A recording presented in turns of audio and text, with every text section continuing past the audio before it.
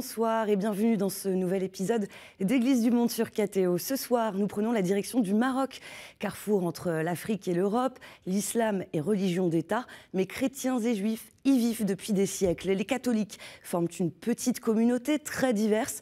Les Africains subsahariens constituent la majorité des fidèles. Leur présence renouvelle et vivifie le christianisme local. Nous en parlerons ce soir avec notre invité, le père Christophe Roucou. Nous évoquerons ensemble le dialogue interreligieux, l'engagement social et éducatif de l'Église, la vie de foi en terre d'islam. Mais avant cela, quelques repères. Le Maroc, ou Royaume du Maroc, avec à sa tête le roi Mohamed VI, est un pays d'Afrique du Nord, ouvert sur l'Atlantique à l'ouest et la Méditerranée au nord. Sa capitale est Rabat. Des plaines fertiles aux immensités désertiques, le Maroc attire chaque année des millions de touristes. Selon le dernier recensement national l'année dernière, près de 37 millions de Marocains et Marocaines vivent dans le royaume, la moitié dans les grandes villes, la plus grande Casablanca est la capitale économique, elle accueille plus de 3 millions de personnes. Le Maroc est un État musulman, le roi est le commandeur des croyants. Et bien qu'il soit impossible de quantifier précisément, et bien les chrétiens aujourd'hui seraient environ 30 000. Tout de suite, je retrouve mon invité.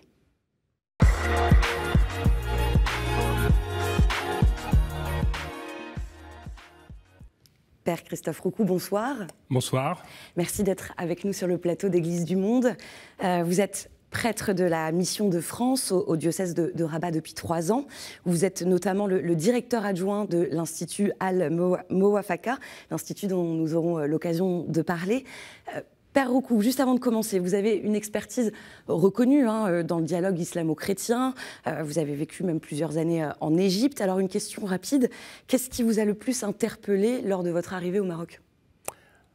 Lors de l'arrivée au Maroc, ce qui m'a le plus interpellé, à la différence de l'Égypte, c'est de vivre dans un pays très hospitalier, les Égyptiens le sont aussi, mais qui est davantage un carrefour entre culture européenne, culture berbère qui est importante, qui n'est pas la même en Égypte, et culture arabe, où la religion a une place, mais où dans le même temps, elle s'exprime de manière très différente de l'Égypte. Les Marocains, beaucoup de Marocains sont très croyants, certains ont aussi plus de liberté avec la religion, et ça se passe dans une atmosphère, j'allais dire, très, très conviviale. Et puis ce qui m'a aussi frappé, c'est l'effort de développement. Alors là, même très concrètement, nous sommes à la fin du mois d'octobre 2025.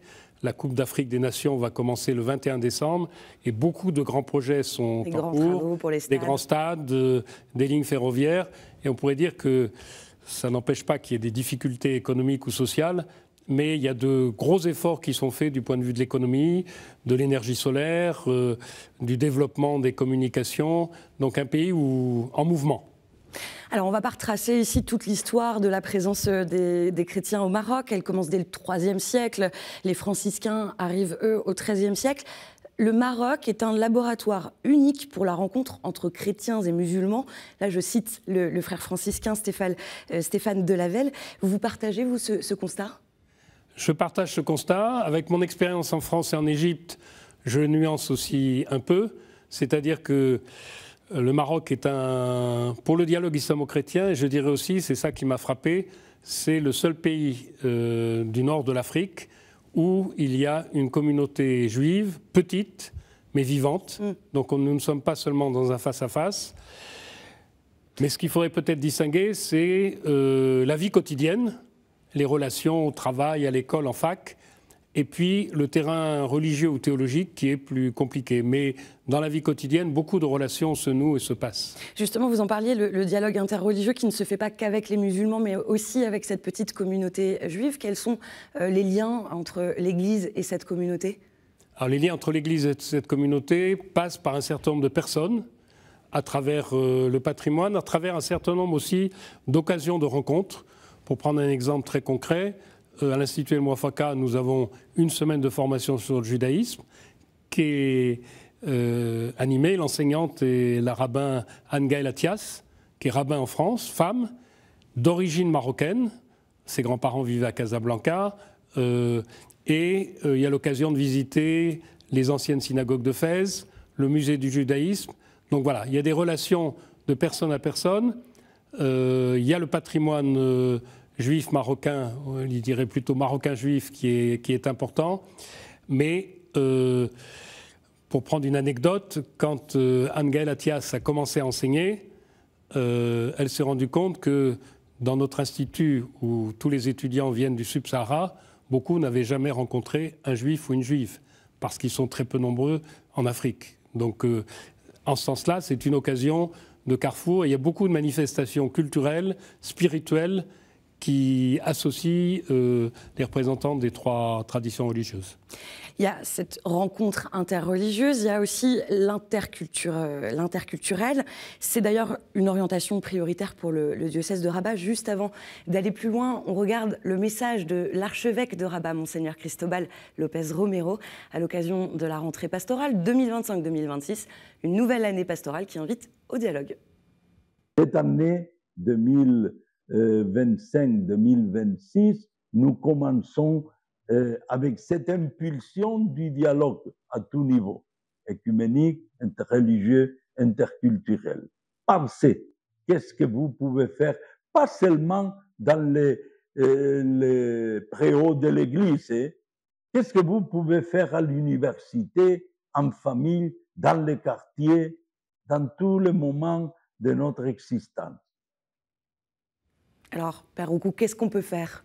Alors, moi, l'évêque m'a chargé d'animer une petite équipe qui est chargée de l'interculturel, l'interreligieux.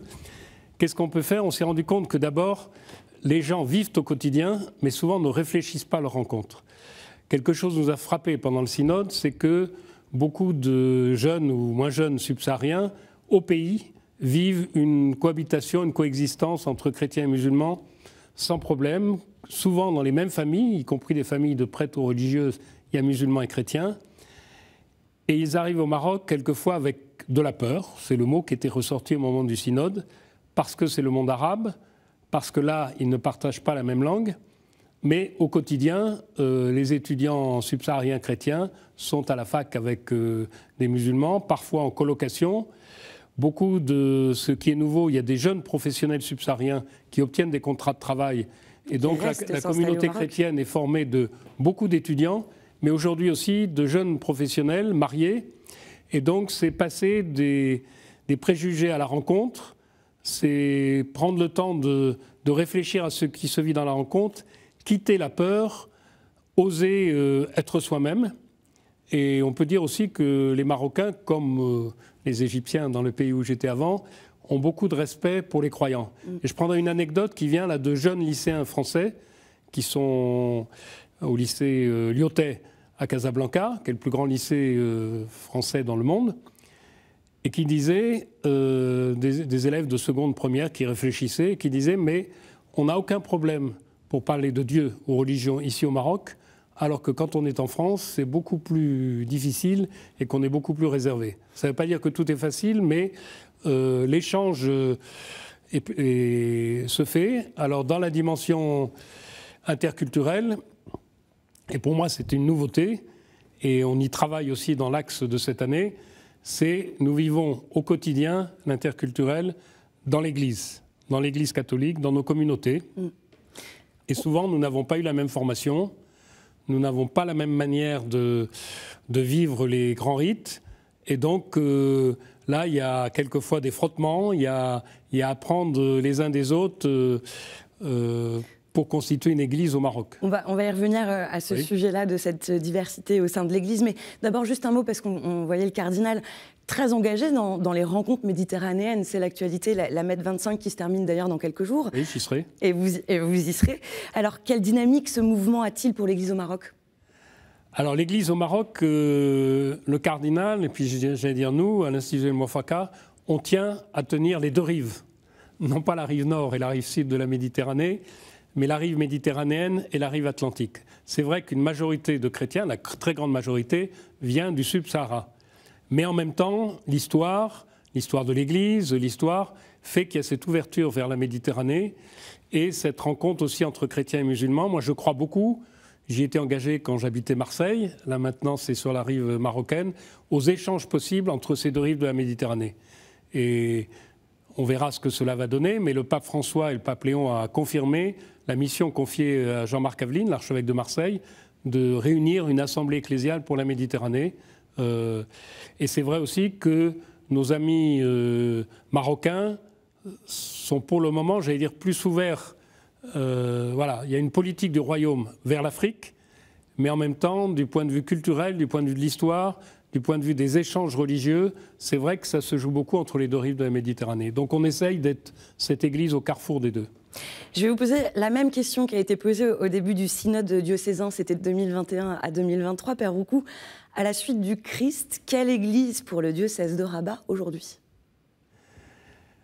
À la suite des Christ, donc je commenterai le premier point, ça veut dire que nous soyons des gens humbles, évangéliques, vivant au quotidien avec les gens. Une église, c'est ça notre danger, ou le péché, entre guillemets, ce serait de vivre dans une bulle catholique.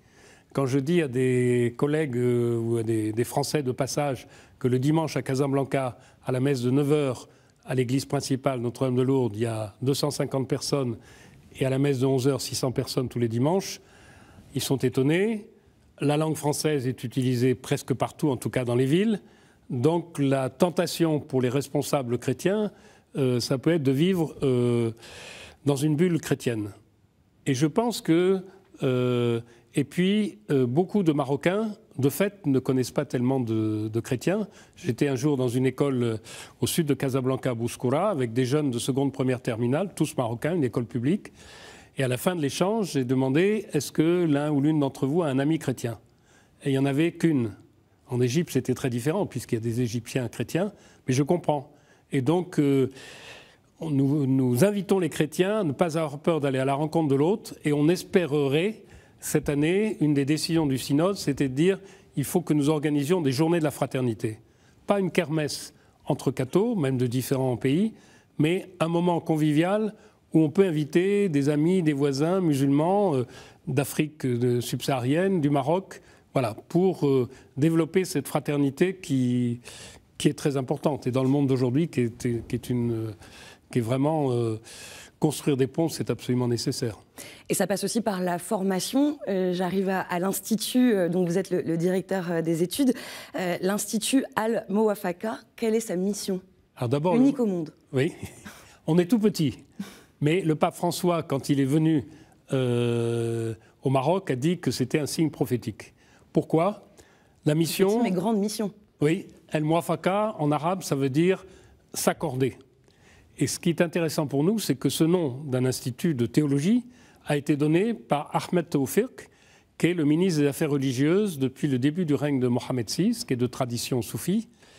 Et en écoutant l'évêque de l'époque, Monseigneur Vincent Landel, et le pasteur Samuel Amedro, il a dit « Mais ce que vous me présentez comme projet, c'est l'accord entre catholiques et protestants, l'accord entre chrétiens et musulmans. » D'où le titre qui est donné par le ministre des Affaires religieuses. Alors, nous sommes tout petits, mais c'est le seul lieu où des étudiants catholiques et protestants, j'en viens, là j'y étais encore hier, suivent ensemble des cours. Et souvent, pour les grands cours, le cours est donné par un catholique et un protestant, ou une catholique et une protestante. Donc, c'est une formation œcuménique pratique. Alors ensuite, les diplômes sont donnés aux uns par la faculté de Strasbourg, aux autres par l'Institut catholique de Paris. Mais c'est cet apprentissage au quotidien de réfléchir ensemble. Et nous avons deux coprésidents, l'évêque catholique de Rabat, Monseigneur Cristobal, et la pasteure Karen Smith, qui est la présidente de l'Église évangélique au Maroc, qui vit depuis 22 ans au Maroc. Et voilà, ce sont eux deux qui pilotent. Donc c'est œcuménique dans les étudiants, dans les enseignants. Et puis il y a cette ouverture au monde marocain. Nous ne pouvons pas accueillir dans nos cours des Marocains musulmans. Ça, c'est une des limites. Mais dans les activités culturelles, et nous avons des conférences régulièrement, toute personne peut venir. Nous avons commencé l'année par une conférence pour les 60 ans de Nostra Aetate, où il y avait d'un côté le point de vue du cardinal Cristobal López Romero, et de l'autre un de nos collègues marocains, d'Oujda, Rachid Saadi, qui ont échangé leur lecture de Nostra Aetate. Et dans le public, il y avait le numéro 2 d'une grande institution islamique d'enseignement supérieur au Maroc, Donc voilà, c'est ce lieu d'échange et de formation ensemble, même si ensuite, faut être honnête, l'œcuménisme au Maroc aujourd'hui reste un terrain, parfois difficile, parce que certains ne sortent pas de l'esprit de concurrence. Voilà. Et les églises protestantes sont multiples. Il y a l'église officielle, l'église évangélique au Maroc, qui regroupe toutes les dénominations. Et un phénomène qui existe en France, mais de manière cachée dans les banlieues, c'est ce qu'on appelle des églises de maison. Ce qui est très beau à l'origine. Alors peut-être pour les téléspectateurs, les églises de maison. Église de maison, j'explique ce que c'est. C'est que depuis 20 ans, 25 ans, arrivent des migrants, parmi eux des chrétiens, et nos églises et nos temples étaient dans la partie européenne des villes, construites par Maréchal Lyotet, et donc loin des périphéries. Et ces migrants qui arrivaient n'avaient pas d'argent et quelquefois pas de papier. Et ils voulaient pourtant prier. Donc ils se réunissaient entre eux pour prier, pour lire la Bible. Dans les maisons, dans les appartements. Dans la maison, dans les appartements, c'est ça. Et maintenant, ça s'appelle église de maison. Très nombreuses, certaines en lien avec nous, d'autres un peu à part, mais à l'Institut El Mouafaka, on essaye de proposer à ses responsables aussi un cycle de formation. Alors, au sein de l'Église catholique au Maroc, on en parlait, une grande diversité. L'évêque parle même d'une église de passage, une église aux 100 nations. Comment cette diversité culturelle devient-elle une richesse ou même peut-être parfois une difficulté? Alors, une richesse, c'est que nous apprenons les uns des autres, par exemple dans la liturgie, les chants. Nous n'avons pas la même manière de prier en France et dans un certain nombre de pays africains. Ça, je crois que c'est une richesse. Quelquefois, des Européens ont du mal à supporter une messe qui dure 2 heures. Donc, il y a un point auquel nous sommes attentifs à Casablanca, c'est d'éviter qu'il n'y a qu'une seule paroisse, mais qu'il y ait une église européenne et une église africaine. Ça, c'est pas ce que nous souhaitons. Mais il y a des passages qui se font. Donc, je commencerai par cette richesse de sensibilité, de regard. Je prends aussi l'actualité. Comme ici en France, dans nos prières, nous prions beaucoup pour la paix en Ukraine, à Gaza et en Palestine. Et plusieurs fois, et ça, moi, j'ai retenu, j'allais dire, la leçon ou l'interpellation, des frères prêtres africains nous disent, mais ce qui se passe au Soudan, ce qui se passe dans l'Est de la République démocratique du Congo, il y a autant de victimes. Pourquoi personne n'en parle? Donc là, on s'apporte les uns les autres. Peut-être aussi, nous, prêtres français, j'espère que je vais choquer personne, mais on a quelquefois une liberté dans les prières. On respecte l'ordo, mais dans la manière de célébrer, en étant attentif aux gens qui sont là. Et quelquefois, nos frères africains disent « mais ce n'est pas écrit dans les livres ». Mais en même temps, je vois que, voilà, on tient compte les uns des autres. Ça, c'est le côté un peu difficulté. Et quelquefois, on peut avoir des échanges en disant « mais alors la formation qu'on a eue au séminaire, elle est fausse et la vôtre serait vraie ». Bon, il faut qu'on dépasse faux-vrai. Et avancer ensemble. Et en fait, avancer ensemble. Et ce qui fait avancer ensemble, ça, c'est quand même un critère auquel le Père Cristobal tient, c'est est-ce que nous sommes là au service parce que nous aimons aussi le Maroc et les Marocains, et du coup, qu'on soit chrétien, congolais, camerounais. Je prends l'exemple de Casablanca, parce que notre curé est camerounais, le Père André Kemaleu. Il a fait le choix de demander à être envoyé au Cameroun. Nous avons nos différences de sensibilité, mais en même temps, nous avons un même souci d'entrer en relation avec le pays, de donner des occasions de services, de rencontres. Et il se passe de belles choses, quelquefois dans les plus petites villes, mais on va peut-être en parler à travers la Caritas ou les écoles. Justement, l'Église catholique du Maroc qui s'engage au plus près des réalités locales. Alors, il y a de nombreuses congrégations de religieux, religieuses qui sont présents, on vient de le dire, dans plein d'endroits au Maroc. Parmi elles, les sœurs de Saint-François d'Assise. Et nous avons justement joint sœur Elisabeth. Elle s'est installée il y a 2 ans à la Maison de la Visitation à Tazert. C'est un prieuré dans les environs de Marrakech. Elle partage avec nous ce qui anime sa présence et celle de sa communauté auprès des habitants. Nous sommes donc à Tazert depuis 5 ans avec des missions relativement diversifiées puisque une sœur est infirmière au dispensaire du village, dispensaire d'État. Nous avons eu une sœur aussi qui travaillait dans l'atelier de couture du village. comme couturière, à l'atelier de broderie, pardon, dans le village, comme couturière, et puis en accompagnant les femmes qui produisent un certain nombre d'ouvrages de broderie traditionnelle. Et puis, nous sommes plusieurs sœurs plutôt pour l'accueil. C'est vrai que je pense que c'est la mission plus importante ici, c'est de tisser ensemble notre vie de prière, l'hospitalité vis-à-vis de nos voisins marocains, mais aussi de tous ceux qui viennent nous visiter. Et puis hospitalité aussi en essayant d'être proche des habitants de ce village, en rencontrant les familles. Et puis, depuis 18 mois maintenant, il y a des enfants qui viennent aussi régulièrement pour du soutien scolaire en français. Peut-être la première chose qui m'avait marqué au tout début, c'est l'accueil des femmes du village. Pendant tout le temps où nous étions, où l'ermitage ou la maison de la visitation était vide, toutes les semaines, les femmes du village sont montées pour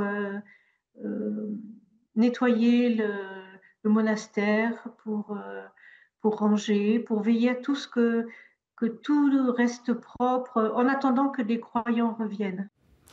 Voilà, c'était donc sœur Elisabeth depuis Tazert qui nous parle de cette mission.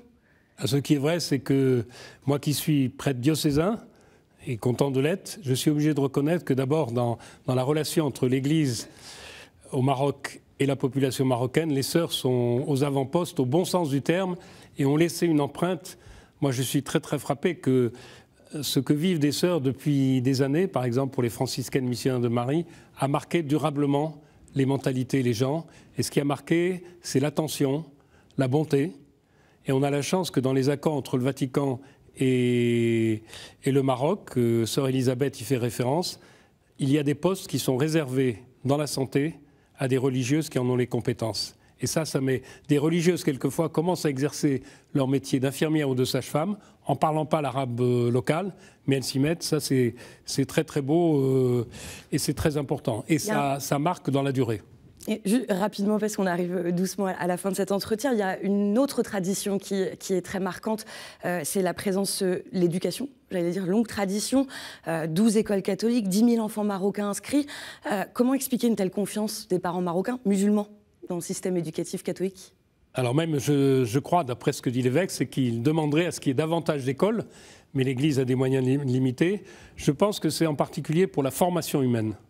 Ils savent qu'il y a un certain nombre, j'aime pas utiliser beaucoup parce que le christianisme, ce ne sont pas des valeurs, mais je préférerais utiliser le mot d'attitude. Il y a des attitudes humaines et croyantes qui sont mises en œuvre. Il y a une thématique dans toutes les écoles de l'ECAM mise en œuvre chaque année qui s'appuie sur un soubassement évangélique et qui est mise en œuvre de la maternelle à la terminale. Et les parents tiennent à cela, tiennent au respect, au type d'éducation qui est donnée, humaine et croyante. Et puis c'est une école où Dieu n'est pas absent, si on peut dire les choses comme cela. Père Roucou, pour conclure, s'agissant du Maroc, quelle figure catholique marquante vous inspire particulièrement ? C'est difficile d'être bref, mais je vais donner, et vous irez voir, c'est Jean Mohamed Abdeljelil, ça peut vous étonner.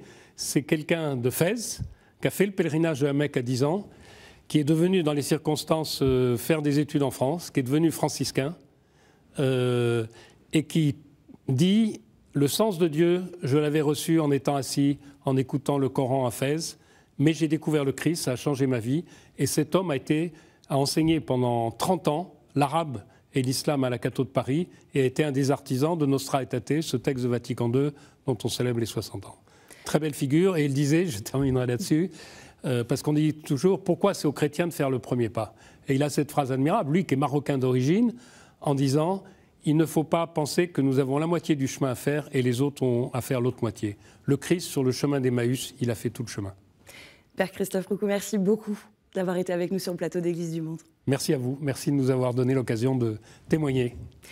Et tout de suite, on continue avec la chronique du Monde. Nous prenons la direction du Tchad.